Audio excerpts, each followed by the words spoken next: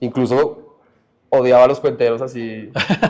Todo barrista del stand-up comedy hizo el stand-up. Y era como los cuenteros son unas locas y yo pienso que esas cosas, después con los años me entendí, pero esas cosas nutrieron la escena del stand-up comedy. Amigos, en esta nueva charla de Free Comedy estamos hoy con un invitado muy bacano, muy bacano. Yo sabía que algún día iba a venir, pero no tan pronto, no tan pronto. Las cosas se dieron como se tenían que dar. Este man es un man que conozco hace años, hemos trabajado, nos hemos alejado, ha sido una persona que no me he querido. Yo no es que no la haya querido, no, nunca le había despertado sentimiento ni nada. Hoy él dice que lo estoy conquistando. Porque Siento tengo coqueteo, camisa, estoy sintiendo un coqueteo tengo tremendo camisa desde el miércoles. pero es un man para mí que ha influido demasiado en la nueva ola de comedia y ha sido uno de los maestros y un guía, sobre todo de la parte escénica, la parte de stand-up, la parte de chistes. Es un guía para ellos, ¿sí? Y desde que sea un guía para ellos es porque es relevante en esta hora. Y ha hecho muchas cosas en la industria también, que ahorita lo vamos a hablar, el señor Brian Mora. ¡Ey, ¡Bravo! Dios! Eso. Es un placer, Brian, de verdad. qué chimba, güey. Sorprendente casualidad. Creo que hay más sincronías que casualidades. Entonces se sincronizaron los momentos y acá estamos. Me gusta mucho el formato en el que se sientan dos personas con intereses en común a hablar. Y pues, ¿qué más que la comedia? Digamos que usted también ha trabajado y ha tenido muchísimo que ver en la escena, tanto colombiana como latina, digamos. Entonces, es un gusto conversar al respecto. Qué chimba, perro, qué chimba. Ojalá. Pues, lo chimba de esas conversaciones es que, no sé, a lo último se tornan como muy sinceras y muy bacanas. Y a lo que usted piensa y a lo que uno piensa. Y si pensamos cosas distintas, llegar a puntos bacanos es chévere. A puntos iguales. Es muy bacano. Sí, creo que la comedia marca ese rumbo, porque entonces, por más de que, digamos, hayamos tenido discrepancias que mencionaba, que usted dice que yo no lo quiero, pero no es que yo no lo quiera, normal, digamos que yo pienso que hay intereses en la carrera de cada uno de los comediantes y la forma en la que cada comediante lleva su carrera depende mucho de lo que haya estado pensando ese comediante cuando tomó la decisión de ser comediante. Sí. Entonces yo antes de inmiscuirme en la escena y en los escenarios, como que ganaba plata, estaba trabajando en una escena como de logística y trabajé como 8 años en empresas, entonces la decisión más grande de mi vida ha sido convertirme en artista, convertir a ese oficinista en un artista, sacarme de ese modelo de trabajo y dejar que las letras entraran y la risa y el escenario y los aplausos, entonces digamos que es por eso, que siento que yo quiero hacer otras cosas primero antes de meter mi hocico en el show business grande y la grasa y el, ¿sí me entiendes? Es Sí. por eso, pero sí te quiero, de hecho Sí te reconozco, reconozco mucho la necesidad que hay. En Ecuador, cuando fui en noviembre, me preguntaron, ¿y qué piensas de Boom y Quique? ¿Y hay que ir a donde Quique? Los comediantes me preguntaron y les dije, es un sí rotundo, porque independientemente, creo que toda la escena sabe que tenemos algunas discrepancias, pero independientemente de las discrepancias hay una necesidad colectiva que tiene que ver con presentarse, que tiene que ver con reunir gente para predicar el stand-up comedy, que en Latinoamérica es reciente técnicamente y en Colombia aún más, entonces esa tarea no se te puede quitar. O sea, ese trabajo que has realizado a lo largo de todos estos años de tu carrera como productor y como manager, ¿ya se puede decir que eres manager? En México me dijiste que no. Yo no quería, pero me tocó. Ok, el camino lo empujó a las manos. Sí. Pero ahorita sí, entonces todo ese mérito y esa carrera son innegables también. Entonces ese es el punto en común, siento, entre los dos, que de todas formas, independientemente de las circunstancias, la comedia siempre nos ha unido. Me pareció un detalle de fila coquetería verte en mis 10 años de comedia. Es un día importante y es como un reconocimiento que las personas que estuvieron esa noche hayan hecho lo que hicieron, es participar, ir, hacer chistes, Angie prestarme Rembrandt. Entonces, yo estoy muy agradecido con la comedia, me cambió la vida y para bien. Yo como que nunca pensé estar en estas, pero menos mal no estoy en mi vida anterior, no quisiera. Por eso respeto tanto mis decisiones. Chimba, es muy bacano. Sí, a lo último como lo que nos une es que todos trabajamos y sobre todo un comediante como usted, que ha hecho, aparte de ser comediante, ha hecho cosas para ayudar comediantes.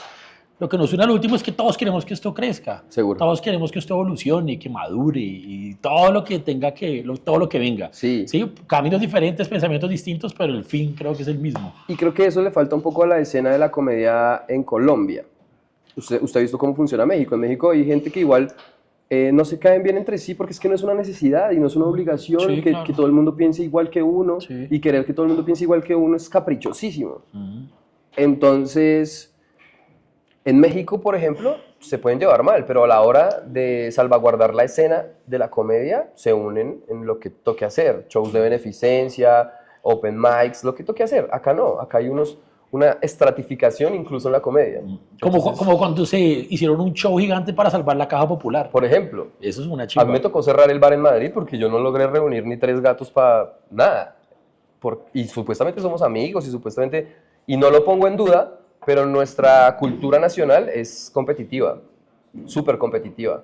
Y eso hace que también los vínculos sean más difíciles de lograr, ¿cierto? Porque entonces hay unas jerarquías establecidas y si tú no respetas esas jerarquías, que fue lo que pasó con nosotros al principio.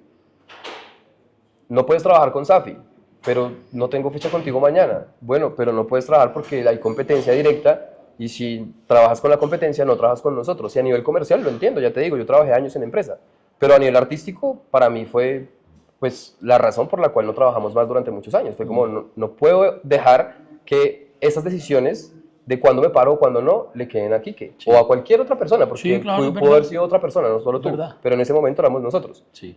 Entonces digo, ese tipo de cosas han hecho que la comedia se fracture en Colombia y siento, y también para mí estar sentado acá es un gesto Sí. de reconciliación, de recuperación de un poco esa convivencia sana dentro de parámetros que siempre van a traer discrepancias, weón. Siempre lo que es el trabajo, lo que es el arte y lo que es el show business, siempre te va a poner a competir. Pero antes de que se me olvide, porque usted me acaba de recordar qué fue lo que pasó, porque yo no me acordaba, güey. O sea, literal, no me acordaba como. ¿Cuál el había sido punto la exacto. razón? Sí. ¿Y fue culpa de Franco Bonilla? No, no es culpa de Franco, es culpa mía. Es culpa mía porque. Pero él fue el que abrió la jeta y dijo, venga, es que este que mañana se para con la No, bueno, competencia. pues, pero era la verdad, ¿sí? O sea, Sí. o sea, Franco, más que ser sapo, o sea, no es culpa de Franco, es culpa mía, ¿sí? ¿Por qué? Porque yo también estaba aprendiendo, ¿sí? O sea, yo no nací como aprendido en esta vaina. O sea, yo estaba aprendiendo a una industria que también está muy joven, ¿sí? Demasiado joven. Total. Y yo también estaba aprendiendo a ser productor. O sea, yo no... O sea, yo lo veía al principio como un negocio y como, esto es mío, weón. O sea, yo no quiero que nadie haga lo que yo hago y no sé qué y tal. Es como un síndrome del impostor, ¿sí? Como, Claro. como si alguien llega a hacer algo parecido, esta vaina se me acaba, ¿sí? Y yo lo pensaba mucho como en el negocio. Entonces, como, entonces estos hijos de puta me montaron competencia. Entonces, de tanta competencia que me montaron, yo me puse a dar cuenta y yo dije, lo único que los diferencia a ellos y a mí es que ellos lo están haciendo por plata, como yo lo hacía al principio. Pero en el momento que yo ya llevaba mucho tiempo en esto, yo me fui enamorando de esta maricada. Entonces, esa gente no está hoy en día porque han habido momentos en todo el mercado de eso, de todas las competencias y todo eso, que han sido una gonorrea, ¿sí? Así como le ha ido mal a los otros, también me ha ido mal a mí. Pero los otros en el momento que les fue mal, abandonaron y buscaron otra cosa que hacer que les diera plata, porque no les importaba la comedia. Ok, es una muy ¿sí? buena razón, claro. Pero eso lo aprendí con el tiempo. Sí, solo el tiempo da ese tipo de respuestas. Exacto. Claro. Entonces hoy en día yo digo, qué estupidez yo haberles dicho a comediantes, como marica, no puede pararse allá, no sé qué, usted no puede. Marica, pues es la vida de ellos tienen que camellar, ellos tienen que darle, weón. Aparte de todo, como que aprendí a valorar que se pararan y que hayan esos espacios. Chimba también hoy en día que en esos espacios. Digamos, hoy en día está Lula, ellos siguieron haciendo eso.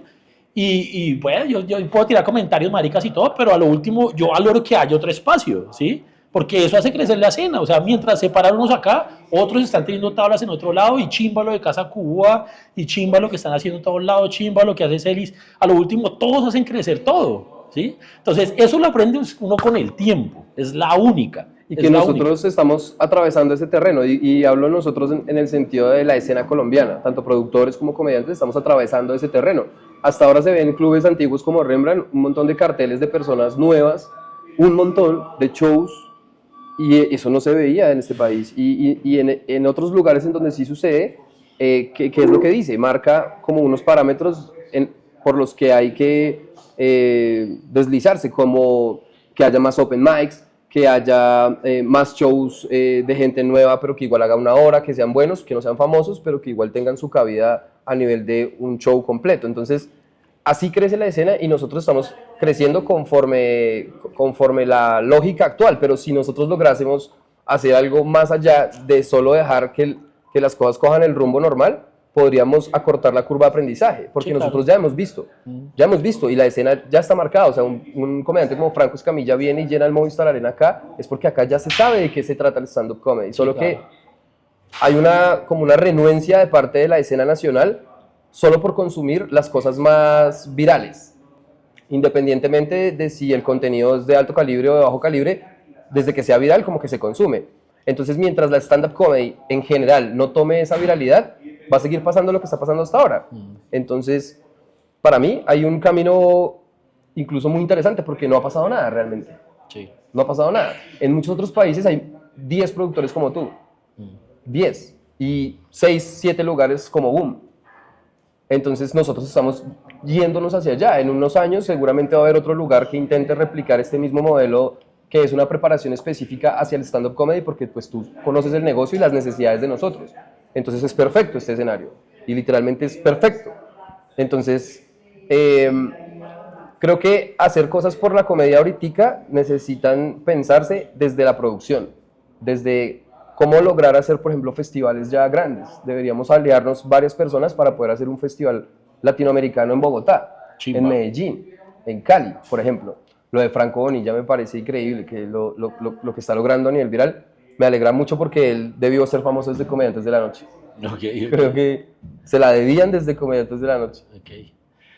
Venga, comencemos que si nos pusimos a hablar de otras cosas. No sé, yo lo guío mucho como, la idea es como hablar de usted Gracias. y conocerlo usted y Sí, que la que gente sí es conozca. coquetería. No, pues que la gente conozca. Yo me estoy sintiendo intimidado. ¿Sí sabes? Y que la gente lo conozca a usted y lo que ha hecho por esto. Entonces, yo hago preguntas maricas y clichés. Yo soy Pregunte. Vicky Dávila. ¿Usted era chistoso en el colegio? Sí, ¿Mm? sí. Cuando yo descubrí que podía ser comediante, fue como entender que había desperdiciado el talento que es poder generar risa en los demás, con cualquier cosa. O sea, para mí la risa fue un mecanismo de comunicación desde muy pequeño, pero desde sexto. En quinto tenía pánico escénico, lloraba. Cuando tenía que hablar, o sea, yo era una recocha, así entre los dos atrás en el puesto de atrás, era como, pero tenía que hablar y lloraba. Uy, Del pánico que sentía, no podía, ¿qué pasa tan? Y yo tenía que expresar y yo empezaba a hablar, pero la voz se metía, baila, me abordaba el pánico y tal. De sexto hacia allá pasó algo que pasa siempre y es decidir si quieres ser presa o cazador a nivel de bullying. de bullying. Y yo decidí ser un cazador. Entonces, a partir de sexto en adelante, yo trabajaba todo el tiempo haciendo reír a los demás para poder socializar, para poder, ¿sí? Para sobrevivir. Sí, pero en el 2013 vi a Frank Martínez y entendí por qué todo eso. Ok. Sí, pero sí era chistoso. No en estructura. Tanto a decir, no, sí, yo conocía la comedia, no tenía ni idea. Porque dice que en el 2013 vio a Frank Martínez y entendió eso, no entiendo. Porque yo no consumía tanta comedia. Yo veía a los comediantes de la noche, o sea, pero yo nunca había ido a Maloca, yo nunca... ¿Pero le gustó vio a Frank Martínez en el colegio? ¿Estando en el No, colegio, estando en el 2013 yo estaba trabajando de día y estudiando en la noche. Yo estudiaba ingeniería industrial y tenía, pues, en momentos muy pesados. La logística requiere una concentración absoluta y la verdad es que consume mucho tiempo. Entonces yo estaba bien estresado y tenía problemas de alcohol y de cocaína en ese momento porque tenía plata y tenía la supuesta necesidad de mantenerme despierto muchas horas para poder cumplir en el trabajo y cumplir en la universidad. Entonces mis hermanos me invitan a un show que hacía Tato Devia del Festival de Adictos a la Comedia, que se hizo en Coffees and Dream aquí en Calima, cuando antes era Calima, y cierra Frank Martínez. Yo vi muchos comediantes esa noche. Se paró Iván Marín, se paró Liz Pereira, se paró El Gato, se paró Juan Giraldo, se paró hosteó Tato Devia. Bueno, muchos comediantes esa noche pasaron, pero cuando Frank... Y yo me reí con todos, weón. Disfruté mucho la noche y yo nunca había estado en un show en vivo. Era mi primera vez en un show en vivo. Entonces, disfruté mucho todo, pero cuando pasó Frank, fue otra cosa. Fue otra cosa. Me conectó a nivel íntimo, a nivel espiritual, weón. Y utilizó como gags que yo utilizaba para hacer reír a los demás.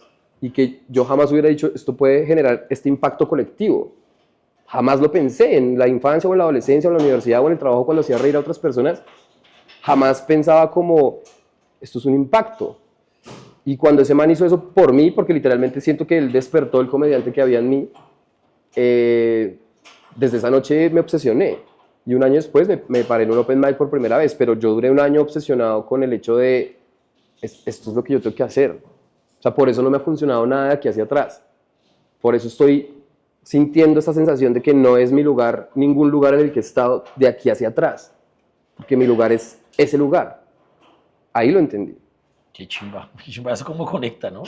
Fue re loco. Fue una epifanía. Fue como encontrar el lugar en el mundo. Por eso te digo que a mí la comedia me cambió y me ha salvado 1000 veces y estoy seguro que me seguirá salvando de muchas cosas. Qué chimba, qué chimba.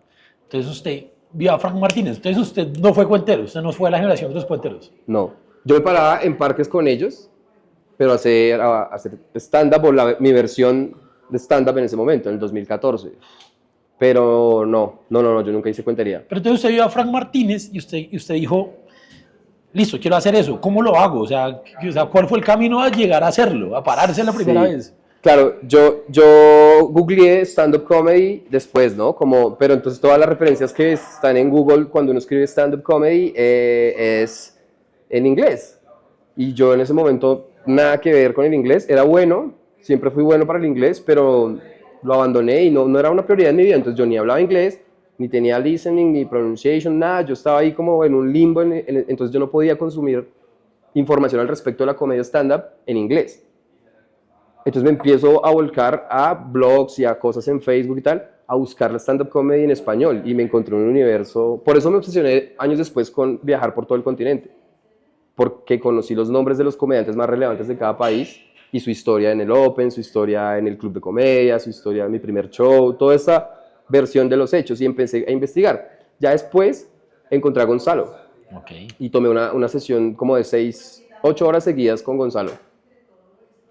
O sea, usted es alumno de Gonzalo. Sí, yo soy también de la escuelita de Valder. Sí, es que creo que todos, weón. O sea, ese man hizo una cosa tremenda y su comedia de pronto no se valora tanto en este momento de la época, pero estoy seguro que va a ser como esos filósofos que después de muertos van a cobrar todo su valor, weón. Entonces, el Anaximandro del Estado. El Anaximandro.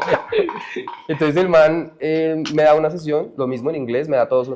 Me habla de unos referentes increíbles que ahorita pues, son parte importante de lo que es mi comedia. Me habla de Bill Hicks, me habla de Richard Pryor, me habla de Eddie Izzard, me habla de alguien que valoro mucho en la comedia mundialmente hablando y es Lenny Bruce, porque el man hacía comedia en la prohibición.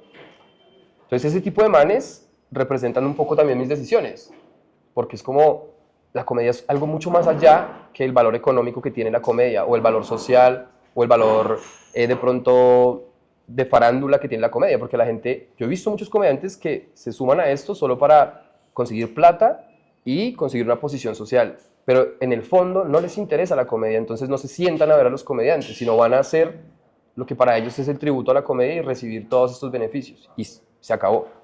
Pero esos otros comediantes de los que te hablo y de los que me habló Gonzo y de los que me mostró, ya, en ese momento yo quedé súper seteado stand-up comedy. Incluso odiaba a los cuenteros así, todo barrista del stand-up comedy, solo stand-up. Y era como los cuenteros son unas locas y yo pienso que esas cosas, después con los años me entendí, pero esas cosas nutrieron la escena del stand-up comedy. Se transformó en todos los primeros comediantes, como Sebas Rincón, el Trío Miseria, ¿sí? Entonces yo empiezo a meterme en eso y me paraba en Lourdes. Yo duré bastantes años como trabajando en Lourdes, en la calle donde se hacía Julio Rodríguez y se hacía Beltrán y todos estos, entrenando. Porque ya después de haber soltado mi vida anterior, yo sabía que iba a pasar un tiempo siendo un vago para poder encontrar a ese comediante. Yo sabía que era bueno, pero los primeros años daba asco, güey. Asco. Porque estaba tratando de embutir la risa. No de salir a encontrar la risa con la gente, sino embutiendo mis chistes y es que soy re chistoso, mira. ¡Oh! No funciona así. Nunca me funcionó así. Y durante los primeros 2 años o 3 años fue raro, aunque grabé Comedy Central. Ok, pero es que la generación de ustedes es rara, ¿no? La generación que a usted le tocó vivir. Porque es una generación que está en el limbo. Yo siento que es una Porque primera... es como la generación que está en la mitad entre los cuenteros y lo que comenzó a hacer el stand-up en Colombia, ¿no? Total, total. Para mí... Entonces, por lo menos los cuenteros, o sea, Sebas y todos se cogían de una herramienta, que ya llevan que era la cuentería, pero usted fue uno de los primeros comediantes, no sé, creo que Ibrahim tampoco hizo... Eso te iba a decir. O Para sea, mí, como esa generación.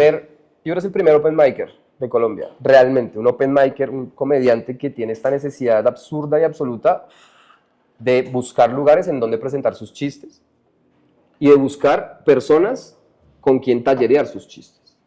Esas dos necesidades. Para mí, y él para mí es un camino de inspiración, se lo he dicho muchas veces. Y fue un maestro hasta cierto punto de mi carrera. Hasta cierto punto de mi carrera fue un maestro. Entonces, para mí él es el primer open micer. De ahí en adelante viene pasando esa sensación de que ya se abandona la cuentería y empieza esta necesidad de pulirse como stand-upero, que es un poco más coloquial, más sucio. La comedia no es solemne. Sí, la comedia no es como esta cuentería que hacía Púrpura y que hacía Roberto Niel y que hacía esta cuentería que es como que se entra en las venas y tal, el romanticismo y tal. No es así, la comedia es sucia. Entonces, marcar esa ruta fue raro, pero nunca supimos que lo estábamos haciendo realmente. Sí, claro, fue muy inconsciente. Totalmente Y inconsciente. orgánico también. Total, y fue un tributo también, puede parecer altruista. Lo que hizo Ibra, lo que hice yo, lo que han hecho todos los que han venido, puede parecer altruista, pero en el fondo era supervivencia. Era qué hay que hacer para seguir siendo comediante. Y entonces en ese orden de ideas, nosotros logramos desbloquear lo que son los inicios de la stand-up como de gueto. Porque claro, ya venían los comediantes de la noche, pero esta stand-up era snob. Era una versión del stand-up comedy snobista, en donde la comedia se queda solo para la élite y nosotros le dimos como un rumbo a todo lo otro más underground, que es la esencia natural. Del stand-up. Es que de ahí es que viene, ¿no? Sí, y como le digo, o sea, como que ustedes no tenían como esa persona de, hey, tú y yo estamos haciendo lo mismo, vamos el mismo camino. Hoy en día, pues como hay muchos, todos se encuentran con muchos que están en el mismo camino. Y hasta los de Conánimo, como que eran hartos que están en el mismo camino. Pero en ese momento, los únicos que están en el camino, ¿quiénes eran? ¿Quiénes eran los de su generación? Que no fueron cuenteros y que comenzaron a Mafe Cárdenas, Ibrahim, Pamela Ospina, Frank Martínez, Jairo Cubides, Lucho Gardeazabal. Lucho también odia a los cuenteros. Él sí los odia aún. Los odia aún. Eso es por encima. Sé que se me debe estar escapando algún nombre. Pedro Silva, ¿no estaba ahí? Pedro Silva, claro. Pedro Silva fue una revelación del stand-up comedy en un festival que se hizo en el 2014, que fue como mi segunda o tercera parada. De una vez en un festival de stand-up comedy, ahí conocí un poco de comediantes, pero se reunió como la escena del stand-up en algo que se llamaba el Stand-Up Fest. Y venía como jurados Gonzalo Valderrama, Bernardita Ruffinelli de Chile y otro man ahí que era el organizador. Lo que es tener plata. Sí, sí. O sea, como que el man no sabía de comedia, pero igual pero era organizador y soy jurado. Sí, y soy jurado, exacto. Y entonces, no, eso fue un acabose, pero de ahí salió Pedro Silva y unos meses después Pedro era la novedad. O sea, Pedro lo llevaban a todos lados, abrían todos los shows, porque él manejaba un humor negro como el que tiene ahorita, pero siento que un poco más juvenil, en el sentido de que él se veía como un adolescente piró, entonces ahorita se ve como un alcohólico malparido. Se la perdonan al adolescente. Ay, no sé, marica, eso estuvo bueno. Pero sí, Pedro Silva también, Eduard Silva. ¿Eduard Silva también es de generación? Eduard Silva se paraba como la Mujer Maravilla. Sí. Antes, pero hacía stand-up, hacía líneas de stand-up. Ok. Sí, esa generación muy dura, ¿no? O sea, lo que les tocó, lo que les tocó cargar es ese camino, creo que es el más difícil de todos. De todos, porque también, o sea, ¿cuáles eran los espacios? O sea, ¿cuáles eran los espacios? Es que, ¿quién les dice cómo se hace? ¿Quién les dice cuál es el camino? O O sea, hoy en día hay muchos caminos y muchos referentes y hay muchas cosas, pero los referentes no podían ser los comediantes de la noche. Los referentes no era la gente de Sábado Felices, porque era otra escena totalmente No, y distinta. creo que era precisamente la escena gringa y la escena mexicana y la argentina. Ok, Las sí, que claro. porque, por ejemplo, Comedy Central, que después marcó un fenómeno, al menos para la comedia, de pronto no a nivel televisivo y mediático, porque la verdad, o sea, el impacto mediático que me dio a mí con No Me Ofender, ni ahí me lo iba a dar haber grabado Comedy Comedy Central. Central Colombia. No iba a pasar. Y no pasó nunca.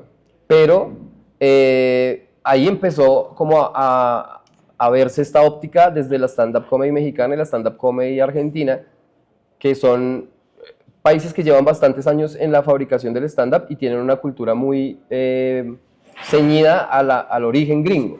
Entonces, claro, uno empieza a consumir comediantes como Fernando Sangiao de Argentina, como Martín Pugliese. Entonces yo empiezo a buscar foros de todos esos comediantes, de Carlos Vallarta, de Sofía Niño, de Daniel Sosa, de todos los comediantes que ya tenían sets de stand-up en Comedy Central Stand-Up en el mundo. Entonces hubo versiones venezolanas, hubo versiones chilenas, hubo versiones... Pero los que más han hecho stand-up comedy en español con Comedy Central habían sido, hasta ese momento, México y Argentina. Entonces de ahí vienen los referentes directos de lo que se construyó. Con Ibrahim nos sentábamos a estudiar a los gringos, pero también estudiábamos la escena latina y en esa cabían todos los que te acabo de mencionar, muchos más. Entonces creo que por ahí va. Como lo gringo está todavía lejos de nosotros, pero estos manes ya han logrado una adaptación muy completa de cómo sería el stand-up en español. Ok. Por ahí va. Entonces eso fue como la guía, fue Esa más fue la como guía. lo de Comedy México y Central fue la Argentina. guía. Ah, Comedy Central. Sí. Ok. Sí, porque en esa época todavía no había Netflix ni nada de esas maricadas. No, Comedy Fue Central más fue una Comedy guía. Central. Entonces yo vi comediantes venezolanos en Comedy Central como Led Varela, que es un capo, Uy, sí, güey. José Rafael Guzmán, que es un capo, en Chile como Edo Caroe, que en ese momento él era más mago que comediante, pero trabajaba con Slimming, que es un guionista y ahorita es un comediante muy capo de Chile, y ellos hicieron unas participaciones muy impecables en Comedy Central, entonces ya quedó un registro grabado de cómo se veía el stand-up en español. En Argentina igual, Fernanda Metilli, Natalia Carulias, son referentes directos de la comedia en español. Y es muy chistoso ver cómo la diferencia, cómo conecta, o sea, cómo sí fue influyente Comedy Central en México en su momento. Y bueno, en Argentina no sé qué tanto, pero usted está diciendo que sí. Es que Pero es, Viacom es pero- argentino, no pero- mexicano. ¿Ah? Viacom, la Ah, ok, empresa vaya. de Comedy Sí, sí, sí. Central, es Está argentino. Argentina, sí, sí, sí. Eso es Paramount también, ¿no? Paramount. Eso Son es- aliados, pero Viacom es la dueña de la marca de Comedy Central. Ok, vale. Yo me enteré de esto cuando grabé con ellos, cuando Ok. firmé el contrato con ellos. Ok. Entonces, pero yo creo que hay una razón por qué sí pegó en Comedy Central en Argentina y en México. Es cultural. Es por su origen. Es porque los comediantes que estaban parando ahí, Sofía, Vallarta y todo eso, se hicieron en el Woco, comiendo mierda en el Woco, en el Beer Hall, en todos esos sitios que eran muy hostiles. Y cuando pasa eso en un Open, que pues ahí podemos hablar de Open, cuando llegan a un escenario con todas las condiciones, la van a romper, weón. La van a romper inevitablemente. Es como ir en Y, trocha. y esa diferencia se ve con con los que grababan Comedy Central en Colombia. Que eran más que llegaban, escribían, no probaban, no les importaba. Pues que pues no sé cómo era, pero se nota que es así. ¿Sí? Entonces, conecta mucho más la comedia que el proceso que llevaba Vallarta, Sofía, Escalante, Talavera, todos esos manes que fueron como los pioneros allá, a los que grababan Comedy Central acá. Total. O sea, se notaba mucho esa diferencia. Total. Cuando yo fui a México, eso fue después de grabar Comedy Central, yo fui a México y me di cuenta precisamente de esto que estás mencionando, y es que ya habían circuitos establecidos, ¿cierto? Público establecido, y que habían también referencias directas. Ahora que lo mencionas, tanto en Argentina como en México, hay referencias directas de culturas que sí consumen comedia permanentemente. Lo que hablamos de España con Argentina y lo que viene a ser estar tan cerca de Estados Unidos con México. Ellos, o sea, Luis C.K. va a probar material a México. Sí. ¿Sí me entiendes? Entonces ellos tienen una conexión directa con el circuito de stand-up más puro. Sí. Y en México pasó algo fenomenal, y en Argentina igual, y es que los productores de música se migraron a producir comediantes. Es verdad. Entonces, Eso bandas, crece la industria. una industria gigante. Por eso es que los mexicanos son lo que son ahora como industria y los argentinos igual. Y nosotros, por eso te digo, nuestro momento como colombianos es... Sí, lo mejor eres tú, por eso te valoramos tanto. Sí, yo recuerdo que cuando conocí los de Casa Comedy, los socios de Casa Comedy, primero era un músico que era muy conocido allá, de una banda, no me acuerdo cuál era, y también había como gente que trabajaba en Ocesa y trabajaba como en la industria, o sea, Ocesa es la empresa más grande del mundo haciendo eventos, ¿sí? Pero de música, de conciertos y todas esas vainas. Entonces era gente que venía a la industria de la música a aportarle a la comedia. Exactamente. Cómo se industrializó la música y cómo podemos adaptarlo al stand-up. Y que es súper adaptable. Sí, claro. Y es más sencillo incluso. Pero aquí, ¿por qué no pasa? Es muy raro, ¿no? Es que es cultural, estoy seguro. Porque yo ya viajé por todo el continente y no solo viajé a hacer stand-up comedy, a darme cuenta cómo es el circuito de stand-up en otros países, sino cómo es la cultura en otros países. Y nuestra cultura interna, vuelvo y te digo, es jerárquica y competitiva en lo absoluto. Tú te ves incluso peleando con tus familiares por una sucesión, por una...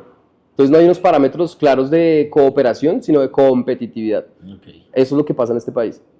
Entonces, alguien que tiene los contactos, por ejemplo, alguien que organiza el Stereo Picnic está en total disposición de poner una carpa y montar comediantes si se le da la gana. Sí, como pero no se le da la gana es porque nadie ha ido a decirle, oye, tú eres genial, ¿por qué no nos das la oportunidad? Sí, hacer todo ese lobby y todas esas vainas. Que eso es lo que hizo Casa Comedy con lo del Vive Latino. Pero lo hicieron personas que saben hacer ese lobby, publicistas, igual como era empresarios. gente de la música, ya tenían esas conexiones. Exacto. O sea, venga, estamos haciendo este proyecto, o sea, es muy parecido a la música. Porque es que acá, weón, pero es que también, yo creo que también es algo obvio. O sea, creo que el stand-up hoy en día ya es muy obvio. O sea, ya, yo unos manes que llegaron el Movistar Arena en 3 horas, o sea, como la gente de la industria de la música no se dan cuenta, marica, hay unos piros que llenaron eso en 3 horas. ¿Qué hacen esos manes? ¿Qué hacían? ¿O qué está detrás de todo eso? Sí. O sea, ¿cómo no ven lo obvio? ¿Sí Esperemos que esta entrevista la vean las personas adecuadas. Sí, no, ojalá, Dios para quiera. que inviertan inversiones aquí, cliquen. Es que si yo me he soñado esto 2 veces, si yo me gano el baloto mañana, estoy seguro que voy a hacer una inversión gigantesca en la comedia nacional, no en la comedia de Brian, en la comedia como industria. Sí. Porque es un oro, ya he visto toda la plata que da. Por eso tampoco tengo afán, ¿sí me entiende? Por eso tomo mis decisiones como artista de la manera más tranquila posible, porque esta es mi apuesta de vida. O sea, yo estoy en juego con la vida, yo no estoy tratando de ganar dinero solamente o de caerle bien a la gente o de llenar vacíos emocionales, no, bueno, yo estoy apostándole a esto de verdad. Y cuando llegue el momento hay que saber, por ejemplo, en Estados Unidos sucede que comediantes van de Nueva York a Boston, a Manhattan, y tienen giras así permanentemente. A nivel de continente, nosotros deberíamos estar teniendo giras, que ya hay comediantes que lo hacen, pero con su nicho específico, giras, circuitos de comedia en donde vengas a boom, esto va a pasar, estoy seguro, en 5 años, en 2 años, en 3 años, vas a ver en este escenario personas de Argentina, personas de Perú, personas de México, y todos girando en búsqueda de la comedia en español, no de la comedia de nicho. Entonces, eso va a pasar, pero va lento, como todos los procesos latinoamericanos. Y está pasando, pero poco a poco, lo que usted está diciendo. Va lento, Pues como, mañana viene el español, hoy viene el español. Como todos los procesos latinos, bueno, si te das cuenta, es una réplica directa del funcionamiento de la comedia en español con las sociedades en español. En Estados Unidos es diferente, es mucho más efectivo, acá no, y por eso se va a tardar más. Entonces, cuando se logre, también hay una inversión gigantesca a nivel de producir giras internacionales de un montón de comediantes. Claro, obvio. No, es que el mercado es Latinoamérica, es el mercado de la comedia español. Sí. Y eso es, pues, ojalá es lo que los comediantes deberían atinarle, weón. Porque con la globalización, el internet, YouTube, es que esos videos se lo pueden ver donde sea, weón. Eso fue lo que me motivó a mí a viajar en prueba de mi comedia, porque yo decía, bueno, yo hago chistes de venezolanos, pero yo no sé cómo es la realidad del país allá en este momento. Entonces se abre una posibilidad de irme con las tarjetas de crédito de Reuben Morales, un comediante muy respetado en Venezuela, y él me hace una gestión increíble. Entonces abro una gira en Venezuela y voy por todo Venezuela a hacer stand-up comedy, y me doy cuenta de esa necesidad de probarse en otros contextos que no son mi zona de confort. Yo acá hablo de, no, y Gina Calderón y James Rodríguez, ja. Listo, pero ¿y si yo salgo con ese material a otros lados, qué? Era mi pregunta, para mi carrera.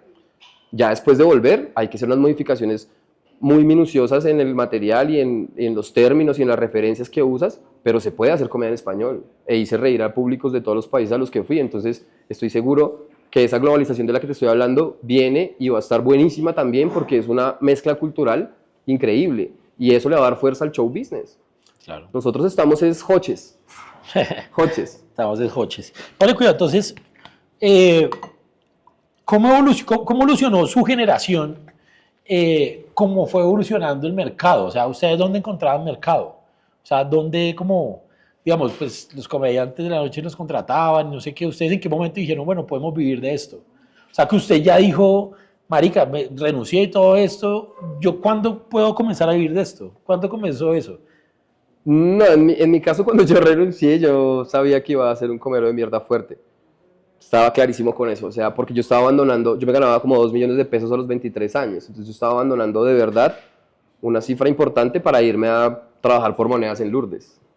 Yo hacía turnos en Terra, en Normandía, de bartender. Antes hacía Lourdes y después, entonces yo salía a rebuscármela, yo salía a apostarlo todo. Entonces, en otros casos, digamos que entiendo que trabajan y se sostienen ahí como un híbrido entre su trabajo y el hobby de ser stand-up comedy, pero en mi caso fue una apuesta fuerte, fuerte. Lo que me pasó en 2013 con Frank fue fuerte. Entonces, yo sobreviví y he sobrevivido, de hecho ahorita estoy en lo mismo 10 años después, como en la misma tónica, lo cual no me molesta porque sé que es el sacrificio por el cual yo estoy trabajando. Entonces, yo empecé a poderme sostener yo mismo solo de la comedia como a los 3 años. A los 3 años de estar haciendo comedia. Pero antes era trabajos informales, era ayudas de mis papás, yo me voy de la casa a vivir con Helber. Yo siempre he sido de Mosquera, yo no sabía llegar a Fontibón, güey. Pero pues la comedia me impulsa de unas maneras que no te alcanzas a imaginar. Entonces esto hace que yo le diga a Helber que si me da posada, entonces que me arriende una habitación y yo me voy a vivir con Helber Lombana como al año y medio de ser comediante. Y eso, me empecé a rebuscar, a ganarme la plata, pero seguía permanentemente en los espacios. Me peleó mucho con los de Terra porque yo llegué a ser parte del club de Terra, pero a ellos no les gustaban los opens. Y había una duda, como una equivocación a nivel de pensar que los opens, ellos lo que decían es que los opens son para hacer comedia gratis, que es para que los lugares tengan comediantes gratis. Entonces, como no les gustaba la idea de los open mics y venían de la escuela de la cuentería, yo no iba a pelear con eso. Entonces yo empecé a buscar otros. Entonces la oferta empieza a salir cuando vamos a bares de comedia casuales en Chapinero, en el centro, tal, y empezamos a proponer la idea. Oye, somos comediantes, hacemos stand-up comedy, ¿por qué no nos das una noche y hacemos open mic? Listo. Entonces un host, ¿quién era el host? El más chistoso del parche. Por muchos años yo fui, no el más chistoso, sino el host, porque era Tiene que sostener la noche. Alguien tenía que sostenerla. Si alguien tenía que ponerse la 10 y no dejar caer los chistes. Entonces, así empezó, y así empezamos a abrirnos puerta, puerta, puerta, puerta. Ya con el tiempo vino Comedy Central y empezaron a cambiar un poco los parámetros, entonces ya lo contrataban a uno para otras cosas, en bares, ¿Cómo llegó a Comedy usted? ¿Cómo llegó? O sea, ¿cómo hizo callback? ¿Cómo fue esa vaina? Sí, esos llamaron a todo el mundo, esos fueron los Juegos del Hambre. Comedy Central fueron los Juegos del Hambre porque llamaron como a 60, 70 comediantes a audicionar para 5 o 6 cupos.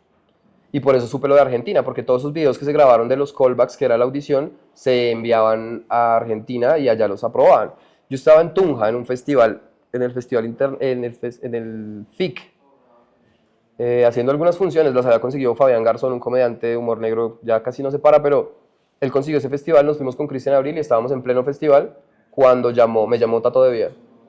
Me llama y yo contesto y me dice, oye, es que te queremos invitar al callback de Comedy Central, la idea es que vengas a presentar tu material, tal, no sé qué.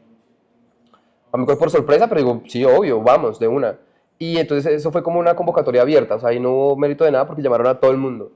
Y ya después empezó la competencia, audicionamos tal, y yo pasé, pero fue raro. Habían comediantes que quedamos como en una lista de posibles, pero no los habían aprobado y ya al final que sí grabábamos. Entonces me acuerdo que de 70 o algo así pasamos como 10 o 8 comediantes. ¿Quién elegía a esos comediantes?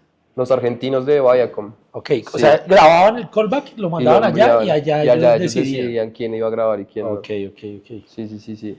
Bueno, y usted es de los pocos comediantes que se han involucrado resto en la industria por lo que estamos hablando, porque en la producción y todo eso, porque, porque no hay gente, ¿no? Porque Sí, no hay gente que lo está haciendo, entonces le toca a los mismos comediantes. sí, sí, O sí. sea, yo he visto que Pierna Loca produce, bueno, es que les toca, weón, porque es que no hay nadie más. Exacto. Entonces, ¿usted desde cuándo comenzó a la parte de la producción de No, autoproducirse y desde el todo día eso? cero.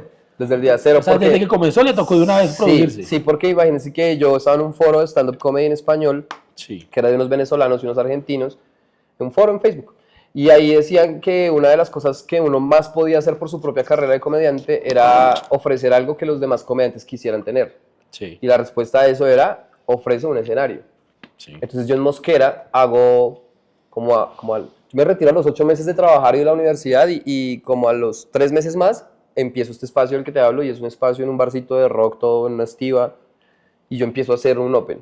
Y empiezo a llevar comediantes, empiezo a llevar a Cristian Abril, a Juan Gabriel Ruiz, a Eco Álvarez, a Piel de Oso. Y yo empiezo a llevar la comedia Mosquera, Mosquera, Mosquera, Mosquera, Mosquera, Mosquera, para suplir, vuelvo y juega, parece altruista, pero era para suplir mi necesidad de, necesito pararme. Si yo no me paro, o si yo no genero este espacio, no me van a llamar. Gonzalo no me va a llamar, no sabe quién soy, Catalina no me va a llamar, no sabe quién soy, Pablo, que eran los que tenían como espacios en el R101, esto, ¿no? sí. Si yo no lo hago por mí, baila. Y en el foro especificaban mucho eso, que es una tarea en el inicio de autogestión absoluta. Cuando no te conoce nadie, necesitas autogestionarte de la forma en que sea. Pagar tus pasajes para ir al Open, buscar cómo te alimentas, buscar si te quedas. En mi caso fue más difícil porque yo vivía en Mosquera, entonces yo venía a Bogotá, pero me tocaba a las 10:30 máximo salir corriendo para poder conseguir bus y devolverme. Ya después por eso tomé la decisión. Pero yo resulto produciendo es porque necesitaba darme pista a mí mismo. Ya después, con el tiempo, me doy cuenta que a mí la producción me interesa a niveles gigantescos de negocio y que cuando yo, digamos, lancé Tribu y lancé el bar de Tribu, yo estoy intentando replicar un modelo de producción de comedia en el cual también me sirvan todas las habilidades de ingeniería y de logística que yo aprendí, porque igual sé muchas cosas al respecto. Sí. Entonces, no solo porque me interese la comedia, sino porque sé del negocio y sé de movilizar como estructuras de negocio. Entonces, es mi interés. O sea, en el futuro yo me veo como uno de los grandes productores de comedia latina, porque igual tengo un montón de contactos a nivel latino. O sea, y estoy seguro que es un tema más de tiempo. Vuelvo y te digo. Entonces, por eso no tengo afán al respecto. Sé que esto se está gestando hasta ahora acá y los movimientos que vengan en estos años son importantes. Yo acabé de cumplir 10 años de comedia y parece mucho, pero no ha pasado nada. No ha pasado nada. Han habido momentos muy especiales y muy importantes con Ánimo de Ofender, Comedy Central, yo grabé por ahí Sábados Felices, son momentos que me han entrenado para esta carrera, pero no ha pasado nada. ¿Usted fue a Sábado Felices? Sí. ¿Cuánto tiempo lleva cuando fue a Sábado Felices? Después de grabar Comedy Central, Ujú. 2018 principios, voy a Sábados Felices. Yo audicioné un sábado, me llamaron el domingo y grabé el lunes. Yo era mesero en un bar por allá cerca a Maloca, ahí donde se paraban en Maloca. Y me llaman y tal, pues yo voy y tal. Ese día tuve problemas para entrar porque yo llevaba marihuana y me pillaron el grinder y eso fue un visaje. O sea, ese canal Caracol me quedó odiando. Toda la grabación tuve un celador ahí. O sea, el man me miraba así con cara de... Como si ya era una bomba. Sí, así, tal cual. Como si fuera una bomba, así. El man me miraba así como, no, lo tenemos cubierto. Era como, ok. Y la presión de las cámaras, todo el tema, tal, pero pues ahí grabé. Me sacó Lucumí porque es que el formato de ellos es mucho más folclórico, weón. Y el stand-up comedy no es folclórico. Ok. Hay comediantes de stand-up que tienen folclore, eso es Sí. distinto. Pero el stand-up comedy, la stand-up comedy no es folclórica, es otra cosa. Entonces yo salgo así con mi stand-up, una rutina de mi nombre, de Brian, algo muy puro, muy limpio, porque allá hay unos parámetros de corrección política todos absurdos y todos hipócritas. Entonces voy, lo hago, pero sale Lucumí con un enterizo de lentejuelas morado y así un afro y un churrusco y le pusieron salsa choque, el man salió bailando y toda la... ¡Uah! Yo no, yo salí como una lesbiana triste ahí caminando como maldita sea. Ah, entonces era obvio que no iba a ganar, pero pues tuve la experiencia. Y desde ese día yo dije, yo jamás voy a volver por acá. Hasta hace poquito que me llamó un gran humorista del formato de sábados. Me dijo, vi tus videos, eres un áspero, el país necesita verte, tienen que conocerte, necesitas, y yo me sentí muy halagado porque es una persona que yo veía de niño me sentí muy halagado y me dejé permear de esos bonitos sentimientos e intenciones, entonces me inscribí en Sábados Felices nuevamente, fui hasta allá, hice la fila, pero todo ese protocolo burocrático que hay al principio, toda esta falta de respeto de los otros comediantes colándose y todo eso me dio asco y me salí de la fila. No pude, güey, se lo juro, yo fui a audicionar, no pude, me dio fastidio con la situación y dije, yo no llevo 10 años apostándole a esto, yo no le he dicho no a un montón de personas, incluyéndote, para esto, güey. Okay. Entonces, fui con lancheros y yo le dije, no quiero estar acá, marica. Y él me dijo, yo tampoco, vámonos. Vámonos de acá, güey. ¿Usted no cree que en algún momento toda esa vaina de Sábado Feliz tiene que cambiar? Ya está cambiando. Sí, o se muere o cambia. Ya empezó, no, ya empezó. Mira, el día que yo fui, me di cuenta que ese cambio ya empezó hace un rato. El día que yo fui a esto que te estoy contando, me di cuenta que ellos ya se dieron cuenta que los humoristas tradicionales están mandados a recoger. 1. 2, se dieron cuenta. Extinguiendo también. Sí, ¿no? sí, extinguiendo. Sí, cada vez hay menos personas disfrazadas y con tetas falsas y pirobertas y hombres fingiendo ser chicas y toda esta cuestión. Entonces, el día que yo fui, literalmente cuando yo llegué a la fila, yo dije, marica, me tocó hostear el Open. Era un Open. Era un Open. Todas las caras eran de Open. Chimba. Todos eran, y eso es chimba. Chimba. Para mí fue como, qué bien, porque ellos están dándose cuenta que esto tiene que cambiar. Pero mientras ellos se deciden a cambiar o no, yo no me voy a perder el tiempo allá aquí. No, pero es que usted si fue ahorita, pues usted ya es otro nivel, weón. O sea, pero no quisiera sonar como, es que estoy a otro nivel, no quisiera, no, pero sino... Pero pues es que eso se le da la trayectoria, ¿sí? Y lo que ha hecho y lo que ha logrado y todo eso. Sí, bueno, porque es que usted compara lo que está viviendo en ese momento con cosas que ya ha hecho, o sea, marica, es que usted piensa en Latinoamérica, en cosas ya muy gonorreas, ¿sí? Usted lo compara con cosas ya muy grandes. Para chinos que están comenzando como los open micers, ese formato les sirve a esos pelados. Sí, total. Está muy bien, Total.